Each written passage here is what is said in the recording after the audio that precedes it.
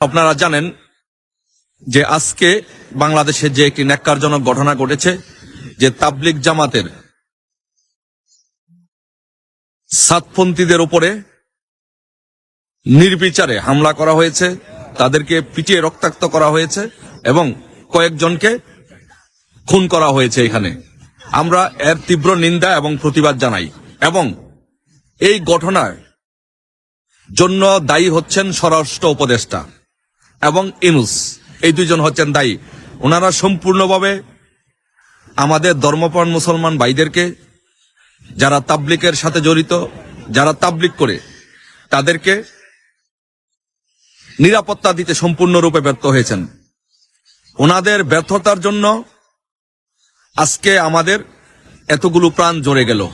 ওনাদের ব্যর্থতার জন্য আমাদের ধর্মপ্রাণ মুসলমান ভাইয়েরা নিহত হয়েছেন, অনেক ভাই আহত হয়েছেন।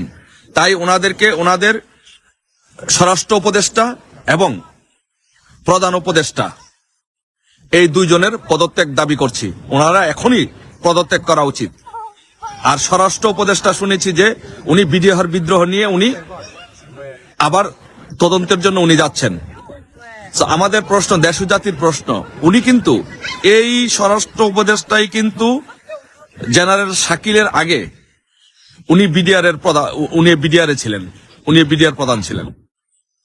তখন উনি যখন ছিলেন, শোনা যাচ্ছে যে উনি থাকতেই ওইখানে পাকিস্তান থেকে আইএসআই এর লোকজন, তাবলিগ জামাতের লোকজন ওইখান পাকিস্তান থেকে আসতো এবং এসে ওখানে তাবলিগ করতেন। এবং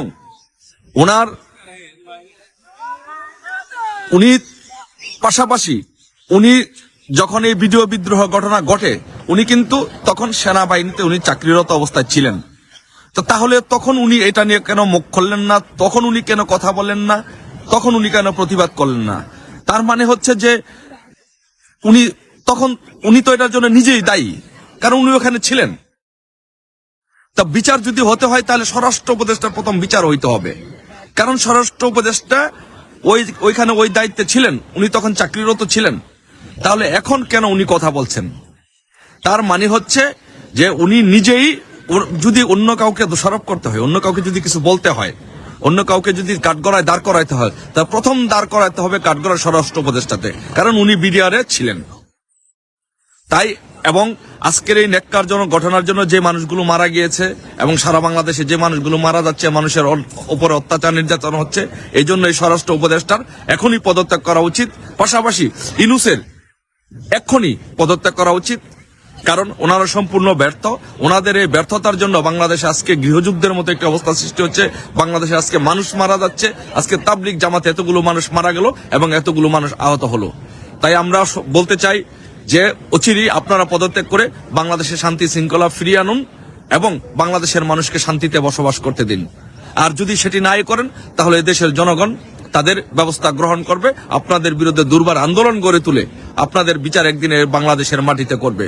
আপনারা যদি এই বিডিআর বিদ্রোহ নিয়ে আপনারা নতুন করে তদন্ত করবেন, এর আইনি ভিত্তিকে আপনারা বলেন, এর সর্বোচ্চ এই অলরেডি একটি বিষয় বিচারাধীন এবং এর বিচারের রায় হয়েছে, সে এখন আবার নতুন করে কিসের তদন্ত হবে?